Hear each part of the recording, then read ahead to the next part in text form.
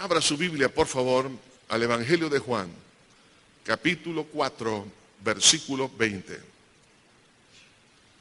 Juan, capítulo 4, versículo 20 al 24. Dice así: Nuestros padres adoraron en este monte, y vosotros decís que en Jerusalén es el lugar donde se debe adorar. Jesús le dijo: Mujer, créeme, que la hora viene cuando ni en este monte ni en Jerusalén adoraréis al Padre. Vosotros adoráis lo que no sabéis. Nosotros adoramos lo que sabemos, porque la salvación viene de los judíos. Mas la hora viene, y ahora es, cuando los verdaderos adoradores adorarán al Padre en espíritu y en verdad. Porque también el Padre tales adoradores busca que le adoren. Dios es espíritu, y los que le adoran en espíritu y en verdad, es necesario que le adoren. Señor, gracias por tu palabra. Dios del cielo, te pido una vez más que tu nombre sea glorificado, y nos sometemos a ti, Señor. Te pedimos que nos lave y nos purifique en tu sangre, y confiamos en esa obra gloriosa, en la cruz del Calvario, y por medio de tu resurrección que nos ha dado, Señor, el acceso ante ti, Señor, para obtener el oportuno socorro. Y en esta hora, Señor, habla al corazón, redarguye, ilumina, trae reflexión al corazón, y que se tomen decisiones en base a la fe en tu palabra, para que cada quien reciba y se mantenga en libertad. En el nombre de Cristo, Señor, lo pedimos todo. Amén y amén. Una de las grandes batallas épicas que vemos en el Antiguo Testamento es la batalla entre David y Goliat. Totalmente desproporcional. Sin embargo, en el joven David había un propósito muy noble, era honrar a Dios. Saúl, el rey de Israel, había prometido que aquel que venciera a este gigante le iba a dar a su hija en matrimonio. Eso significaba que ese hombre de la noche a la mañana iba a tener dinero, iba a tener una posición socioeconómica, política, iba a vivir ya en un palacio y tenía unas grandes ventajas. Pero este joven David no se entusiasmó por eso, para pelear contra el gigante, pero en su mente había un noble propósito, y era que como el nombre de Dios estaba siendo blasfemado y humillado, él decidió honrar a Dios. Por eso dijo: y sabrá todo Israel que Jehová es Dios. En otras palabras, él lo que quería era honrar a Dios, glorificar a Dios. Y eso es lo que atrajo la asistencia de Dios, la unción del Espíritu Santo sobre su vida para vencer a este gigante. El propósito era adorar a Dios, no glorificarse a sí mismo, no buscar un beneficio de carácter personal. Hermanos, la adoración es algo, como Jesús se lo dijo a esta mujer, es necesario, no es una opción. La adoración nos puede llevar, ya sea dependiendo donde nosotros la enfoquemos, nos puede llevar al éxito, como el caso de David, o nos puede llevar al fracaso, en el caso de alguien que adora lo que no es Dios. Por eso que la adoración cristiana, dijo alguien, es la acción más trascendental, urgente y gloriosa que pueda tener lugar en la vida humana. En este diálogo que Jesús tiene con la mujer samaritana, toca el tema de la adoración. Y Jesús le orienta acerca de ese tema, porque ese tema le iba a traer a ella, a usted y a mí, y a lo largo de los siglos, es lo que nos va a traer la libertad, si nosotros entendemos hacia dónde tenemos que enfocar nuestra adoración. En el caso contrario, traería la desgracia, el fracaso a nuestra vida. Es por eso que quiero hablar en esta hora bajo el tema la ciencia de la adoración. Analicemos en primer lugar la naturaleza de la adoración. No podemos adorar a Dios si no sabemos lo que es adorar.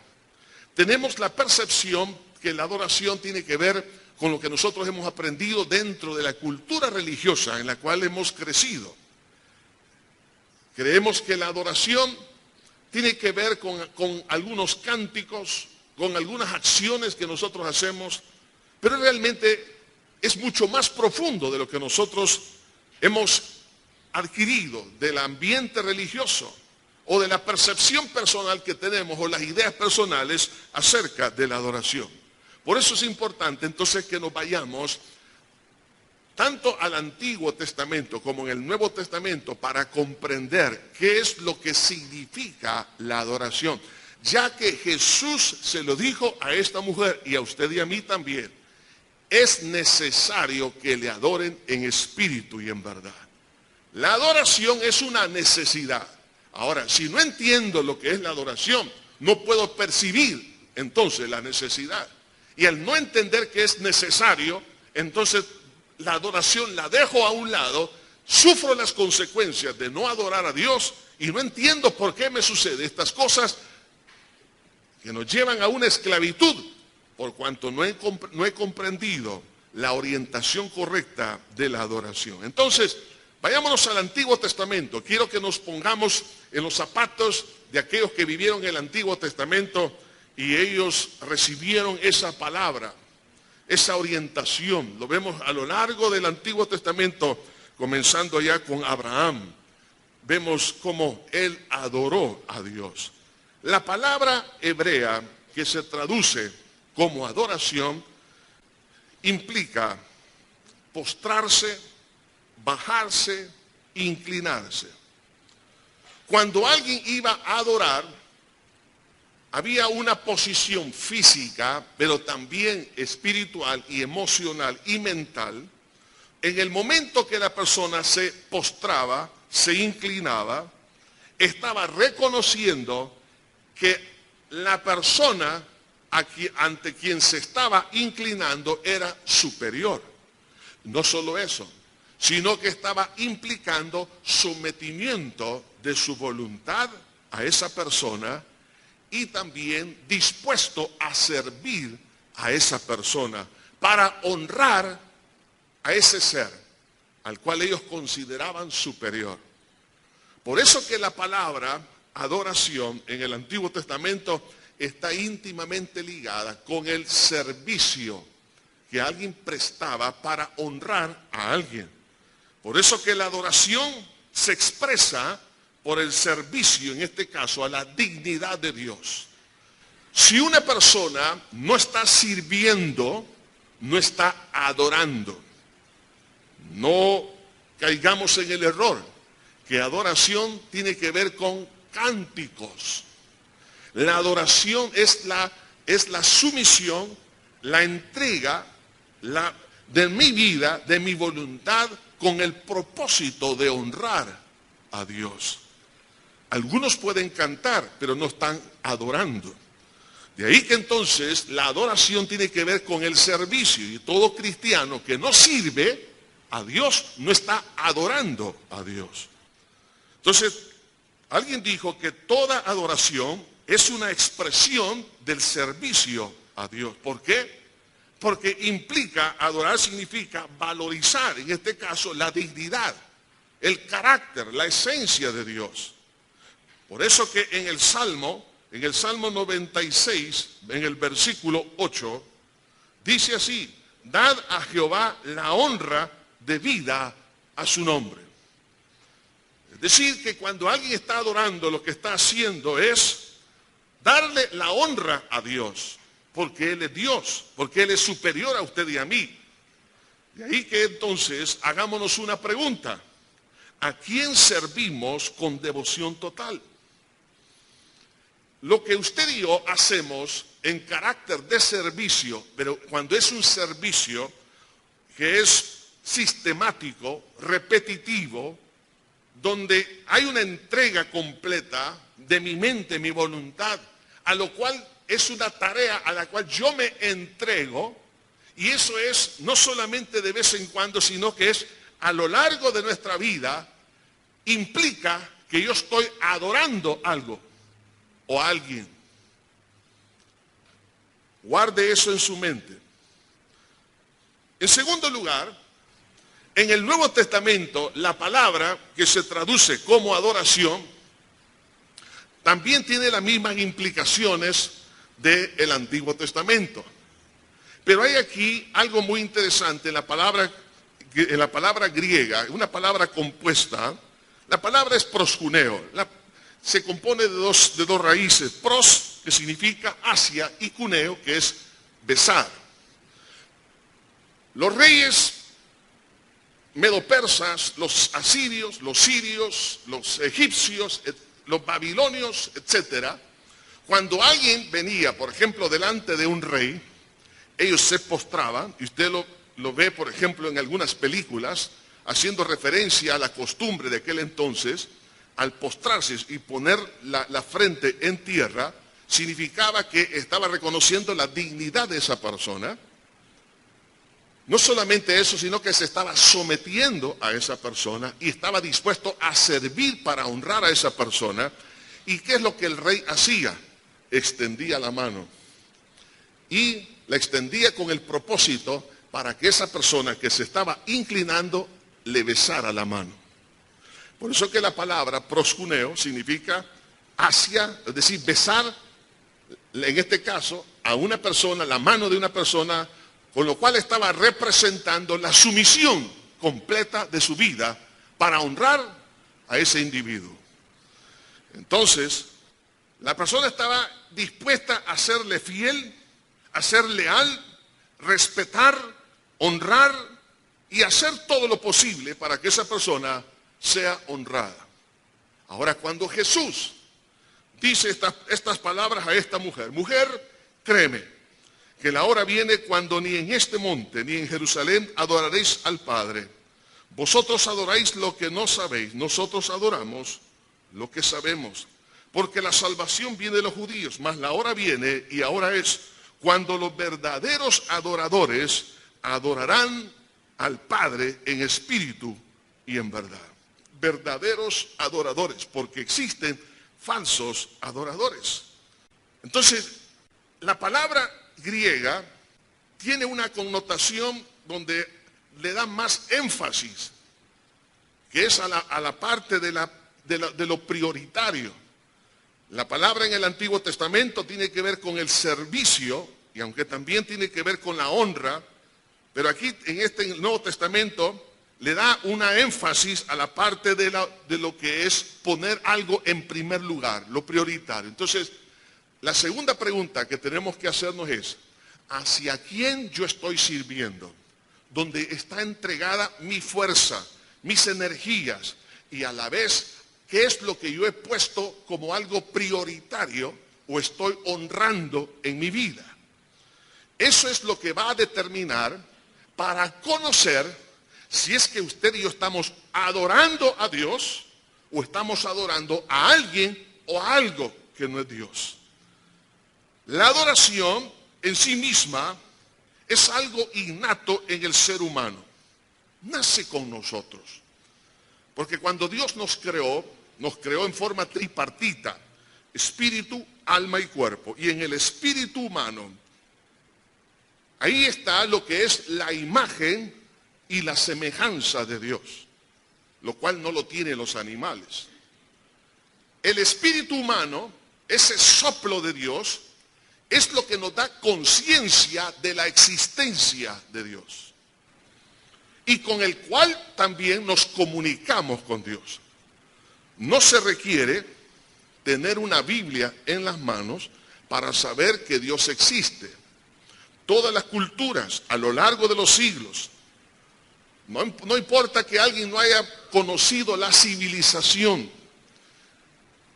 pero todo hombre es un adorador porque sabe que existe un ser superior o que existe Dios mismo. El problema es que se equivocan de cómo adorar a Dios, como en esta mujer. Ella pensaba que en el monte se tenía que hacer. Pero la inclinación innata está en nosotros. Entonces podemos decir que el hombre en sí mismo es un adorador. Solo que en la mayoría de los casos están adorando algo que no es Dios. Por eso existe una batalla, como se ha visto a lo largo de los siglos, una batalla sobre el objeto de la adoración. Es ahí donde surge entonces las religiones, la falsedad, donde surge la mentira, donde el hombre se inclina, y es ahí donde tiene que aprender a tomar una decisión a quién adorar. En el jardín del Edén habían dos árboles, el árbol de la vida y el árbol de la ciencia del bien y del mal.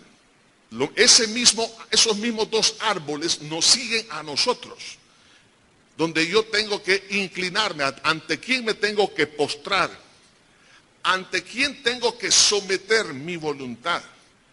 ¿Qué es lo que yo considero superior a mí, lo cual yo me voy a entregar para servir a ese propósito? ¿Es al árbol de la vida o al árbol de la ciencia del bien y del mal? Eso va a determinar, tanto en uno como en otro caso, el éxito o el fracaso personal. Por eso es importante comprender la adoración. Cuando alguien se equivoca en cuanto al objetivo, o al objeto más bien de la adoración, es ahí donde ocurren una serie de problemas. Esta mujer, al hablar con Jesús, ella le dice, nuestros padres adoraron en este monte. En otras palabras, hay una cultura que le estaba condicionando a ella por tradición, que era así como se tenía que adorar. Nuestros padres adoraron en este monte. Y vosotros, hablando a Jesús, dice, los judíos, dice, vosotros decís que en Jerusalén es el lugar donde se debe de adorar. Ahora, ¿cómo es que surge la idea del monte donde los samaritanos estaban adorando? Para eso es importante entonces que hagamos un breve repaso histórico de la adoración en ese monte. Ese monte tenía algo que ver con unos detalles que vamos a leer más adelante sobre el libro de Deuteronomio. Cuando Salomón cayó en los pecados que conocemos y especialmente en la parte de la idolatría, Dios determinó que iba a caer juicios sobre él, por supuesto, y sobre la nación de Israel, la cual la nación iba a ser dividida en la parte norte y en la parte sur. La parte norte con las 10 tribus y la parte sur con 2 tribus. En el tiempo de su hijo Roboam, en ese momento, él no supo manejar la administración del gobierno y surge un individuo llamado Jeroboam, que lo que trajo sencillamente fue una división, la cual ya Dios lo había anticipado. Entonces se divide la nación de Israel en 2 grandes segmentos. La parte norte con 10 tribus y la parte sur con 2 tribus. La parte norte tenía como capital Samaria y la parte sur tenía como capital Jerusalén. Allá por el año 722 cae la ciudad de Samaria, cuando Sargón, el general de Asiria, la sitia, y entonces las 10 tribus fueron llevadas cautivas y fueron esparcidas por todo el imperio asirio. Y especialmente fueron llevados a lo que en aquel entonces se conocía como Alal-Abor, que viene a ser parte de lo que es Irak, Irán. Fueron llevados, muchos de estas 10 tribus fueron llevadas allá y también fueron esparcidas por todo el imperio. Es lo que se conoce como las 10 tribus perdidas de Israel. Los más pobres quedaron en la ciudad de Samaria. Estando ellos allí, entonces empezaron ellos a mezclarse con otras razas. Eso trajo como consecuencia un sincretismo religioso. Entonces aprendieron muchas ideas religiosas, filosóficas, que iban en contra de la palabra de Dios. Por eso que lo que era Samaria era considerado como un pueblo no judío propiamente, pero que como se habían mezclado, la parte sur lo despreciaba. Era como la Sodoma y Gomorra de aquel entonces. Entonces los más ortodoxos veían a Samaria como algo indeseable en los tiempos de Jesús. Por eso que esta mujer le dice a Jesús, ¿cómo tú siendo judío me pides a mí agua, ya que judíos y samaritanos no se tratan entre sí? Porque esa era la historia, ¿no? Entonces, de tal forma que cuando Jesús le pide agua, la palabra que se ocupa en el griego implica tomar, ya que Jesús le pide agua. Entonces, como Jesús no tenía un recipiente para tomar agua, entonces, al pedirle agua, le estaba diciendo de tu propio cántaro. Y culturalmente, no podía beber de un mismo vaso tanto judíos como samaritanos. Entonces, era algo, por eso que ella rechazó inmediatamente eso. O sea, que Jesús le dijo, voy a tomar agua del cántaro. Dijo, no, lo siento mucho. Porque esto no es posible culturalmente. Ahora, esto trajo de alguna forma, hermanos, una situación que los samaritanos a lo largo de esos siglos empezaron ellos a cultivar una religión que no era realmente la palabra, no en base a la palabra de Dios. Ellos comenzaron a perder su identidad en cuanto a la palabra de Dios y entonces ellos históricamente pidieron a un sacerdote judío que les enseñara la ley, pero del Dios, oiga esto, del Dios del país, es decir, de Samaria. Y este hombre se prestó para poder traerle una enseñanza ya diluida, herética, o sea que hubo un sincretismo. Él se prestó a la falsa doctrina, adulterando lo que era la ley de Dios, y luego hizo prácticamente que se construyera un templo en el monte Gerizim, al monte que se estaba refiriendo esta mujer. En el año 128 antes de Cristo, este templo fue destruido por Juan Hircano el Macabeo. Cuando Jesús estaba hablando con esta mujer y él le dice, nosotros adoramos en este monte, solamente habían ruinas en la cumbre de ese monte. La gente subía a adorar en ese lugar. Ahora, ¿por qué es que la gente había escogido ese monte? Lea conmigo lo que dice Deuteronomio, capítulo 27, versículo 11. Y mandó Moisés al pueblo en aquel día diciendo, cuando hayas pasado el Jordán, estos estarán sobre el monte Gerizim para bendecir al pueblo, Simeón, Leví, Judá, Isaacar, José y Benjamín. Y estos estarán sobre el monte Ebal para pronunciar la maldición, Rubén, Gad, Aser, Zabulón, Dan y Neftalí. Dos montes en el área de Samaria. El monte Gerizim era el monte donde se iba a pronunciar la bendición y en el monte Ebal se iba a pronunciar la maldición. Dios tenía en mente el poder dejar en la mente del pueblo hebreo que la obediencia atrae la bendición y la desobediencia atrae la maldición. Entonces, esos dos montes, pensémoslo nosotros dentro de nuestro contexto, aquí en El Salvador. Tenemos el volcán de San Salvador. Tenemos el volcán de San Vicente.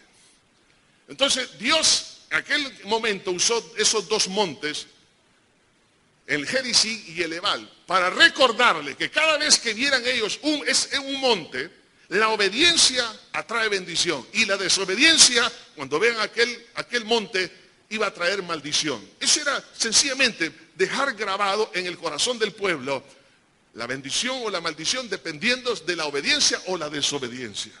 No era que adoraran en el monte, sino dejar grabado esa lección. Pero los samaritanos, a raíz de una mala interpretación y hacer su propio sincretismo religioso, ellos trajeron una enseñanza diciendo que en el monte se tenía que adorar. Por eso construyeron ese templo en ese monte. Lo mismo sucede hoy en día. La mala doctrina aparta a la persona a la experiencia de adorar verdaderamente a Dios. Por eso Jesús le dice, vosotros adoráis lo que no sabéis. Cuando alguien diluye la palabra de Dios, se aparta de la enseñanza bíblica, pierde la bendición de adorar y vivir en la libertad que Cristo quiere. Por eso, hermano, nunca usted debe de apartarse de la palabra de Dios.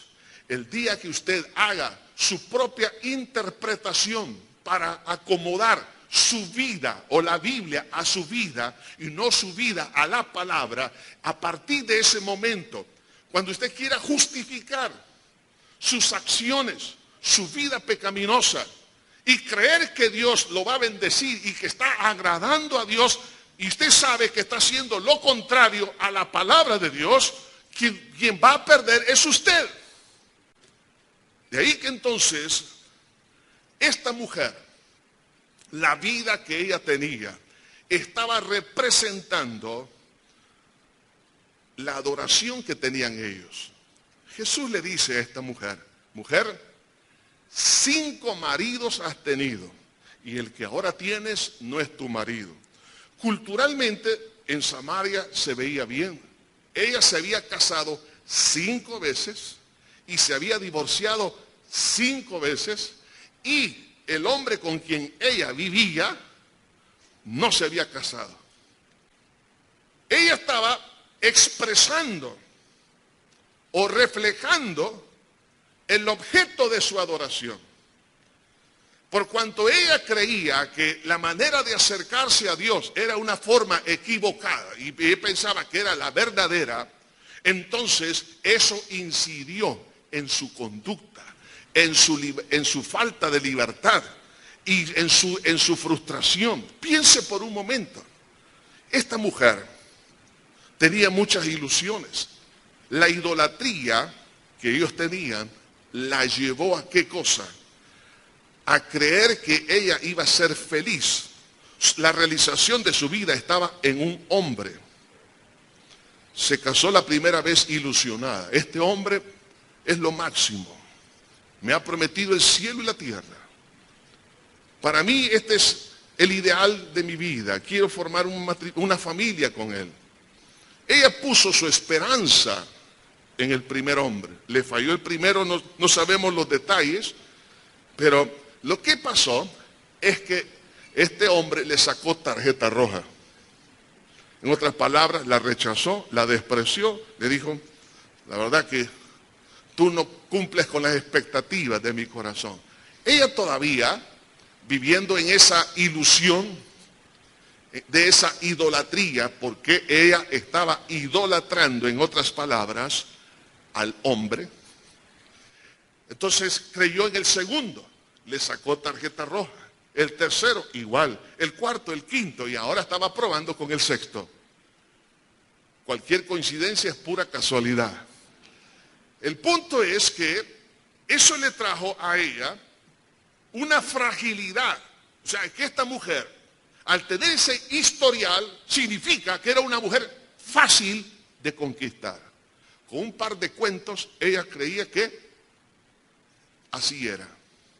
Nos damos cuenta que lo que usted o yo adoramos, si adoramos a Dios, seremos fuertes. Pero si adoramos la mentira, seremos frágiles. Muchas personas son altamente vulnerables a toda clase de pecado, y aquello que se ha entregado, recuerde, adorar implica un servicio para honrar lo que nosotros estamos creyendo que es lo máximo. Si alguien cree que, en este caso, un hombre o una mujer, o el sexo en otras palabras, que es lo máximo en la vida, y se entrega, piensa en eso, sus emociones se inclinan, se postran, se rinde, se somete y sirve a ese propósito, lo que está sucediendo es que se está esclavizando. Esta mujer era una esclava. Y qué triste es encontrar personas así a lo largo de la vida. Esclavas de las drogas, esclavas del alcoholismo, esclavos del sexo, esclavos del poder, esclavos de la fama, esclavos de todas las cosas. Por eso Dios aborrece la idolatría, porque daña al ser humano, lo destruye, lo convierte en una persona que realmente, en lo cual Dios nunca quiso que esta persona fuera. Entonces, las acciones o los frutos, como Jesús dijo, por sus frutos lo conoceréis. El fruto de esta mujer estaba evidenciando lo que ella adoraba. Por eso Jesús le dijo, Si vuelves a tomar de esta agua, en otras palabras, si sigues creyendo que los hombres te van a hacer felices, volverás a tener sed. Pero del agua que yo te daré será en ti una fuente que salta para vida eterna. En otras palabras, ya no vas a ser fácilmente comprable. Serás llena, satisfecha en ti misma. Y no vas a estar pidiendo limosna. ¿Cuánta gente pide limosna? De aprecio de las demás personas. No necesariamente la parte sexual. Pero sí está dependiendo de la opinión de la gente. ¿Qué piensa? ¿Cómo me ve? Si me he visto o no me he visto. Si le caigo bien. Si dice bueno, ¿por qué la gente está pidiendo, hermanos, la opinión? Porque se han convertido en esclavos. La Biblia dice, no os hagáis esclavos de los hombres. Cuando uno adora a Dios, entonces la libertad viene. Al adorar la mentira, entonces surge la esclavitud. 5 maridos has tenido y el que ahora tienes no es tu marido. Ella se inclinó, se postró, le rindió todo su ser, su voluntad a las personas y por supuesto le trajo frustración una tras otra. Es ahí donde entonces vemos las evidencias que el hombre en sí mismo es un adorador.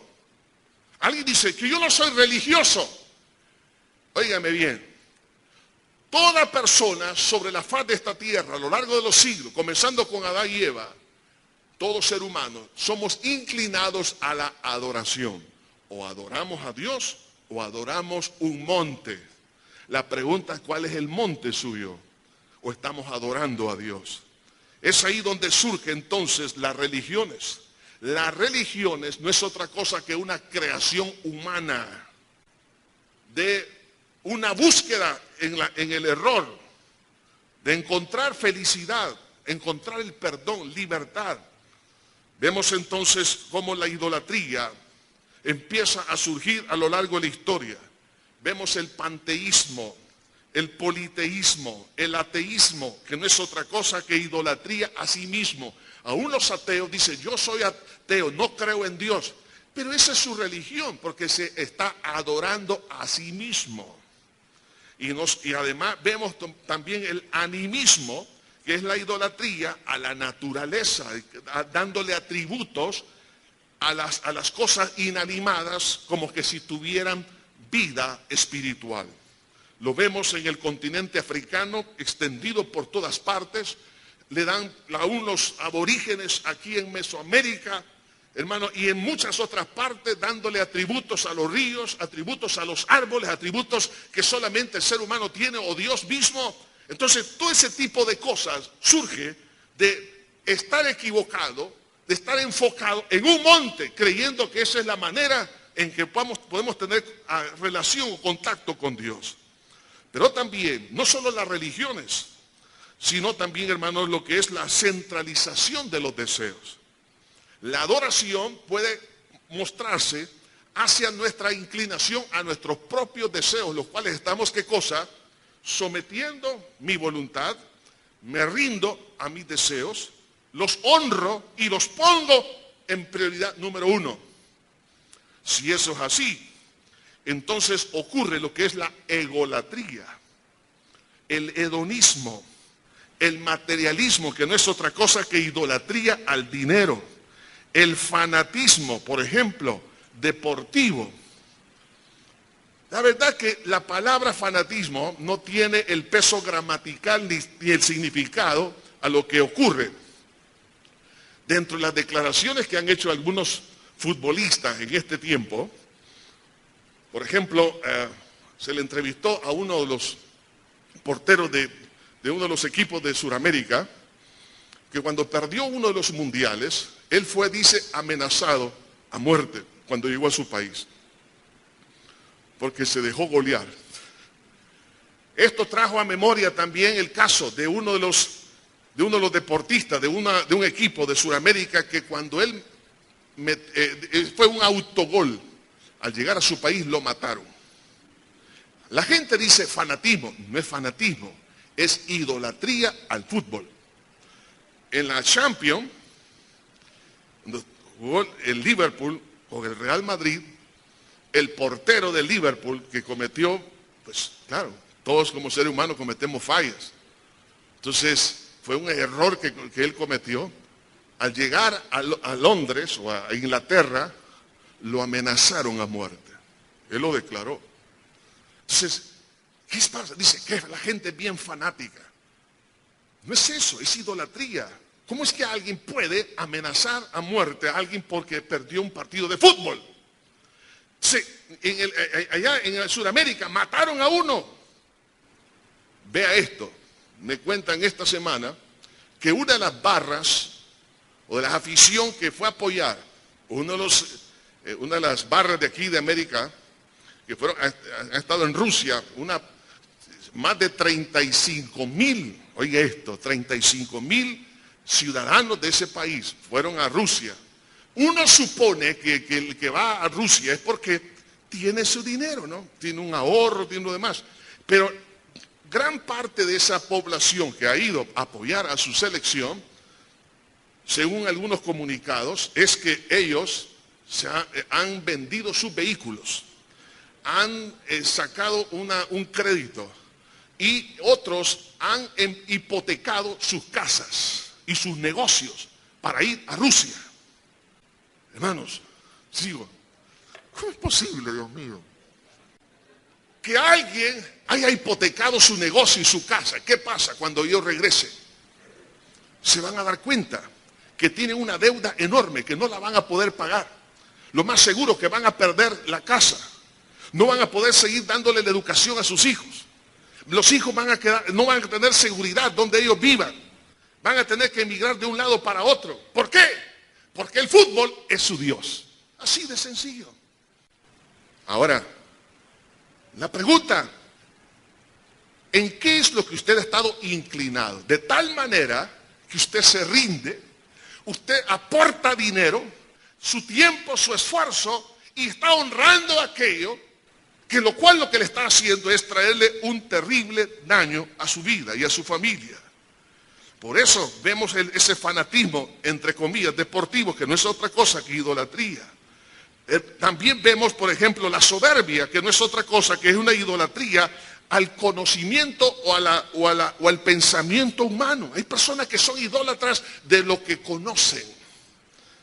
Ellos adoran sus razonamientos, el conocimiento que tienen. Vemos personas que adoran, por ejemplo, su liderazgo, y ahí ocurre el fascismo, ¿no? Vemos el fascismo, vemos otro tipo de digamos, orientaciones políticas, las dictaduras, que no es otra cosa que una idolatría al poder. Pero no nos quedemos ahí. Existe también idolatría dentro del pueblo cristiano, a través, por ejemplo, del neoapostolado y sus variantes. Hoy en día hay hombres, pastores, que como no quieren ser tomados en cuenta como el pastorado en forma común, ellos han adoptado una falsa idea, que ellos son apóstoles, es decir, una casta superior. El apóstol en la Biblia no es otra cosa que una punta de lanza para abrir obras y plantar nuevas obras, administrarlas, dejarlas organizadas. Un apóstol es un apóstol Pablo. El apóstol Pablo sale de la iglesia de Antioquía. Ahí estaba él ministrando. Era parte del equipo de ministerio. Ahí salió, lo encomendaron, oraron por él, lo sostuvieron financieramente.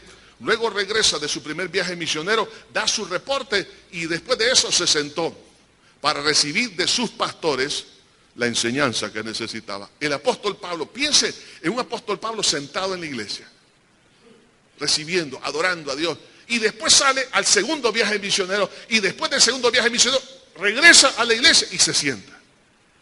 Ahora, ¿para qué? Para recibir, porque él necesitaba como hombre recibir también, no solamente dar. Pero hoy en día, aquellos que se consideran apóstoles, lo que están buscando es sencillamente, es lo mismo, idolatría o egolatría. No, yo no soy pastor, yo soy apóstol. De tal manera que supuestamente tiene revelaciones de Dios.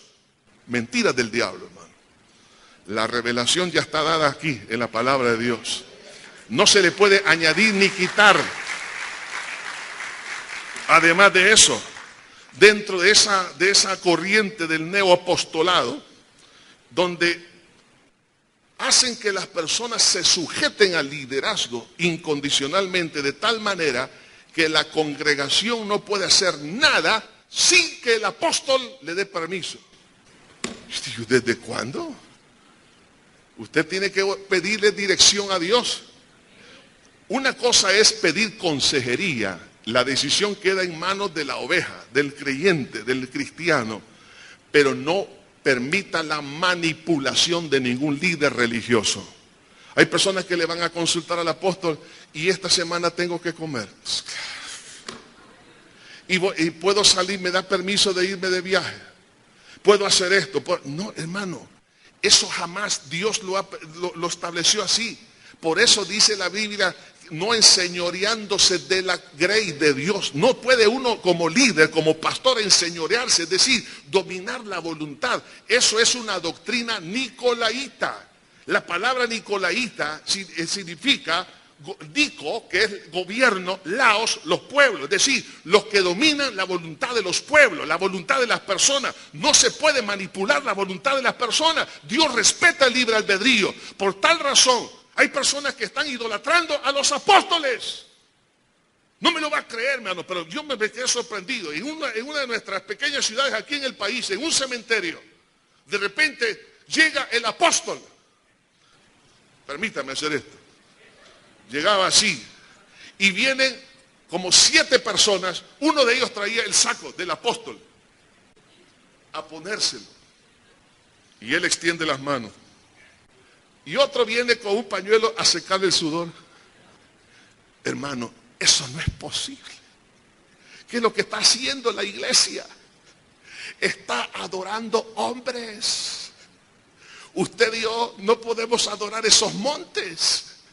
No hagamos una mala interpretación como los samaritanos. El monte Gerizim, que significa donde Dios pronunció una bendición. Ahí es donde, hermano, Dios nunca quiso que eso fuera un lugar de adoración. Lo que él estaba diciendo es que ese monte les iba a recordar que la obediencia trae bendición. La mala interpretación bíblica hace que la gente, hermano, entre en esta vorágine, en esta equivocación, donde el diablo se aprovecha. ¿Sabe por qué? La Biblia dice en 1 Corintios, lo que los gentiles sacrificaron, no lo sacrificaron a los ídolos, sino a los demonios. Y no quiero que vosotros os hagáis partícipes con los demonios. Una persona que adora a otra persona, que adora las cosas, lo que hace es que se expone a la manipulación de espíritus demoníacos. De ahí es donde la persona ya no puede salir por su propia fuerza. Es un esclavo. Como en este caso esta mujer, 5 maridos has tenido y el que ahora tiene no es tu marido, esclava. Usted y yo, por eso tenemos que adorar a Dios. Jesús dijo, Dios es espíritu y los que le adoran en espíritu y en verdad es necesario. ¿Por qué es necesario que adoremos a Dios? Porque adorar a Dios es adorar el origen de mi vida física y espiritual, que Dios me ha creado físicamente y soy nueva criatura por el nuevo nacimiento. Entonces, ¿a quién tengo que adorar? A Dios. Adorar a Dios es volver a mi raíz, es volver a mi cantera. Adorar a Dios es guardar mi libertad. Adorar a Dios es llevar una vida de máxima plenitud y felicidad. Dios no necesita que usted y yo le adoremos. Él es completo en sí mismo. ¿Por qué entonces Dios dice, por qué Jesús dice, Dios es espíritu y los que le adoran, es necesario que le adoren en espíritu y en verdad? Porque el adorar a Dios me mantiene libre, a mí. Yo soy el beneficiado. Si no adoro a Dios, no quedo al margen. O adoro a Dios, o voy a adorar mis deseos, voy a adorar las cosas de la tierra, me voy a convertir prácticamente en un esclavo del diablo. Por eso que la verdadera adoración tiene que ver con el qué y el cómo, a quién adoro y cómo adorarle. Los samaritanos a raíz de las malas interpretaciones de la palabra de Dios, aunque usaban ellos el Pentateuco, los primeros 5 libros de la ley, la habían manoseado, la palabra de Dios, la habían torcido, habían hecho un sincretismo. El Dios que ellos creían, que era el mismo Dios de la Biblia, no era así. A lo largo de los años, ellos lo hicieron. Por eso Jesús le dice, vosotros adoráis lo que no sabéis. Algunos creen que el Dios de la Biblia es el mismo Dios de ellos. No, somos religiones monoteístas. Creemos en el mismo Dios. No es el mismo. El Dios de la Biblia está revelándose a sí mismo en la persona de Jesús. Dios mismo se ha dado a conocer en todo su esplendor, en todos sus detalles. La imagen misma de Dios se reveló en Cristo Jesús. En otras palabras, como Jesús dijo, el que me honra a mí, honra al Padre, y el que no honra al Padre tampoco honra al Hijo. El hecho de que Dios se haya revelado en Cristo Jesús para que conociéramos quién es Dios, y el que no honra a Cristo Jesús, que es Dios hecho carne, no honra a Dios aunque diga que está honrando al mismo Dios. No es cierto. No lo crea, por favor. Hay algunos que dicen, sí, la Biblia es buena, pero hay que ponerle otro libro. Otros ponen otro libro sobre la Biblia. Hermano, no ande usted permitiendo que nadie le engañe. Porque si usted empieza a adorar algo o a alguien que no es Dios, usted va a caer en la misma condición de esta mujer. En otras áreas, por supuesto, también. Va a comenzar a ser esclavo. Muchas personas adoran supuestamente a Dios y son vacíos en sí mismos. No se sienten plenos, no hay felicidad, no se sienten llenos, se sienten vacíos. Jesús se lo dijo a esta mujer, si vuelves a tomar de esta agua volverás a tener sed. Usted puede probar todas las religiones habidas y por haber y usted va a quedar lo mismo, vacío, y va a encontrar en su propia vida los resultados. Usted mismo va a sufrir el impacto de la frustración, de la miseria, de la soledad. ¿Por qué? Porque el único que provee satisfacción y plenitud es Dios mismo cuando usted y yo le adoramos a Él en espíritu y en verdad. Por eso es importante entender esto. Por eso Jesús dice, en este versículo 22, vosotros adoráis lo que no sabéis. Nosotros adoramos lo que sabemos, porque la salvación viene de los judíos.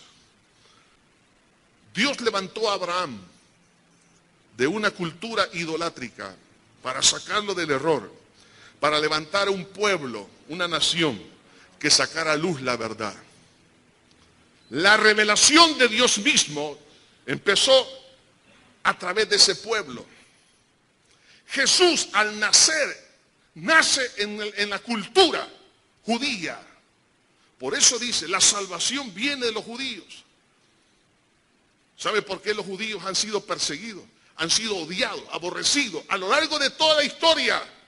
Hay muchas falsedades que se han dicho acerca de ellos. Se calcula que si todos los judíos, a lo largo de la historia, como todos los pueblos de aquel entonces, de las culturas primitivas, ¿no?, originales de todo lo que es el Medio Oriente, que se extendieron por toda la tierra, hoy en día habrían más de 380 millones de judíos en el mundo, si no hubiesen sido asesinados miles y miles de ellos a lo largo de la historia. ¿Cuántos judíos hay ahora en el mundo? Entre 12 a 14 millones en el mundo. Hay más población en Lima, Perú, que la población judía en el mundo. Hay más población en el Distrito Federal que la población de judíos. Y los judíos son mucho más antiguos que todos ellos. ¿Pero por qué? Porque han aborrecido la verdad que salió a luz de ellos. Entonces, cuando Jesús dice, nosotros sabemos lo que adoramos, hablando del conocimiento de Dios verdadero. Entonces, el hecho de que el diablo, hermano, se vea descubierto por la verdad, entonces él ataca la verdad. ¿Para qué? Para mantener esclavos a todas las personas. Vea esto. Cuando una persona empieza a adorar la mentira, y eso al diablo le favorece, porque es digamos, el caldo de cultivo, es el ambiente donde él prolifera en el dominio, en el control de las personas. Ahí surge la idolatría, surge el hedonismo, el materialismo, la idolatría por el dinero, el fanatismo, el fascismo, la dictadura, la idolatría, el poder, bueno, las consecuencias de carácter social. Las crisis sociales, oiga esto, las crisis sociales, ¿de dónde surge? Surge de esta situación, el amor al dinero, el amor al poder, el amor a la fama, el amor a la posición, el daño al prójimo, el irrespeto a los derechos de los demás, la esclavitud, el desprecio, las guerras, el caos social, el robo, el asesinato, la crueldad. Hermano, todo lo negativo, lo sucio, surge de la idolatría falsa, lo más bien de la idolatría. Y no la adoración a Dios. La adoración a Dios, que es lo que produce amor al prójimo. Pero el no adorar a Dios produce irrespeto al derecho de las demás personas. Así que no vengan con el cuento de que, como Judas, lo hubiésemos vendido esto y lo hubiéramos dado a los pobres. Mentira. Judas adoraba el dinero. Y eso lo destruyó completamente a él. Entonces, cuando Jesús dice, Dios es espíritu y los que le adoran en espíritu es necesario que le adoren. Pero cuando habla de adorar en verdad, significa que no puedo yo adorar a Dios si no tengo la revelación de la verdad. La revelación está en la palabra. La revelación está en la persona del Señor Jesucristo. Y toda iglesia, todo cristiano que se desvía doctrinalmente de la Biblia, no puede adorar a Dios. Aunque levante las manos, aunque cante, aunque sirva, aunque quiera hacer lo que quiera. Eso es una pantomima. Hemos caído como iglesia en muchas situaciones como, por ejemplo, los shows cristianos. Vamos a adorar a Dios. Se reúnen las multitudes. Pero no es adoración, es un show. Cuando hay adoración, la gloria de Dios desciende. Y cuando la gloria de Dios desciende, quebranta el alma. El espíritu humano empieza a tener una experiencia de satisfacción, de llenura, su mente, su alma. Entonces va a decir como David, yo dije, iré a la casa de Jehová. Una cosa me he propuesto, estar todos los días en los atrios de la casa de Jehová, para contemplar qué cosa, su hermosura. Hay una delicia, hay satisfacción, hay revelación de nuestro corazón, existe una comunión con Dios, existe plenitud, hay quebrantamiento, hay dirección, hay sabiduría, ahí hay tantas cosas por la manifestación de Dios. Pero cuando la iglesia se aparta, por eso, por favor, hermano, tenga cuidado con lo que usted lee. Es más, algunas Biblias que hoy en día están, yo he leído varias versiones, tristemente, por eso, aunque esté en contra de algunos teólogos, pero lo voy a decir, no se aparte de la Reina Valera del 1960. He leído algunas. No todas, por supuesto, algunas versiones manipuladas. Y se los he dicho a los mismos editores, a los que han hecho la traducción. Usted ha cometido este error. Se lo he mandado a decir a través de otras personas. Esto no es así, no está en el original, lo han manipulado. Y me han dado una excusa que no es válida. Lo que van a hacer es conducir a un pueblo a creer la mentira. Hay Biblias que tienen algunas interpretaciones. Y cuando uno mira al pie de la página, la interpretación, algunos creen que esa es, pero no es. Hermano, usted y yo tenemos la palabra de Dios que es viva y eficaz. Lámpara es a mis pies tu palabra y lumbrera mi camino. Hermanos, creamos a lo que dice el Señor. No puedo yo adorar a Dios si no es en base a la verdad. Si no tengo la revelación de Dios por su palabra, entonces lo que voy a hacer, voy a estar adorando en un monte. Y podemos convertir la iglesia en un monte. ¿De qué cosa? De puro humo, pero no de fuego. Vamos a pretender que la gloria de Dios desciende y no va a descender. ¿Por qué? Porque estoy equivocado en lo que estoy creyendo, en lo que estoy predicando, en lo que estoy enseñando. Necesitamos, hermanos, volver a las Escrituras. Tenemos que volver a los caminos antiguos. Dios se ha revelado a sí mismo en la persona gloriosa de nuestro Señor Jesucristo. Es el mismo ayer, hoy, por todos los siglos. No nos desviemos doctrinalmente por lo que diga algún predicador, un pastor, lo que sea. La Biblia está aquí, hermano. Y esa es nuestra regla de conducta y de fe, la cual tengo que seguir. La verdad y el Espíritu es el que nos lleva a la verdadera adoración. Esta parte la voy a tocar el próximo domingo. Pregunto, ¿cómo está su servicio, su entrega a Dios?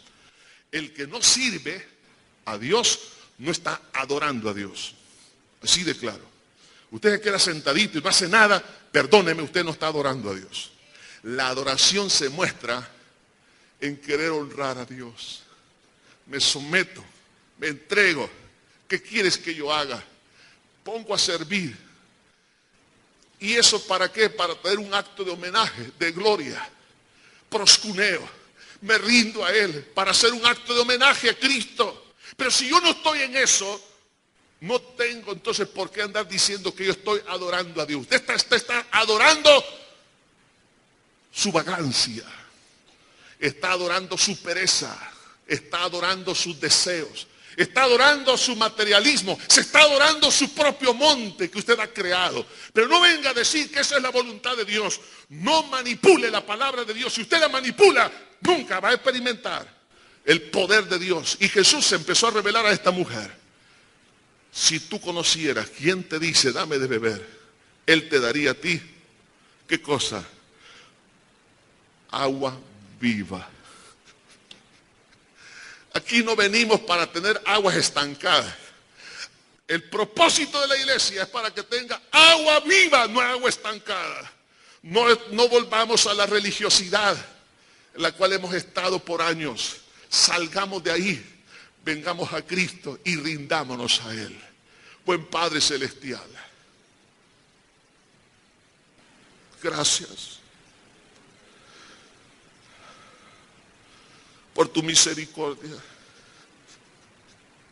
Perdona, Señor. Perdona, Padre. Toda aquella manipulación que en un caso dado alguno de tus hijos, Señor, ha hecho de la palabra de Dios para poder satisfacer sus propios deseos. Ese es su propio monte, el cual está adorando y cree que esa es tu voluntad. Pero no es así, es una mala interpretación. Señor, tú nunca quisiste que nosotros fuéramos adoradores de los deseos carnales, adoradores de las cosas de esta tierra. Tú nunca quisiste que nadie fuera esclavo. Señor, tú eres un Dios de libertad, un Dios de poder. Perdona, Señor, hermano, ahí donde está. Si usted como creyente en Cristo se ha convertido en un idólatra, pídale perdón a Dios, dígale, perdóname, Señor, perdona. Señor Jesús, perdona todo pecado, toda rebelión en contra de ti, Señor, todo desprecio.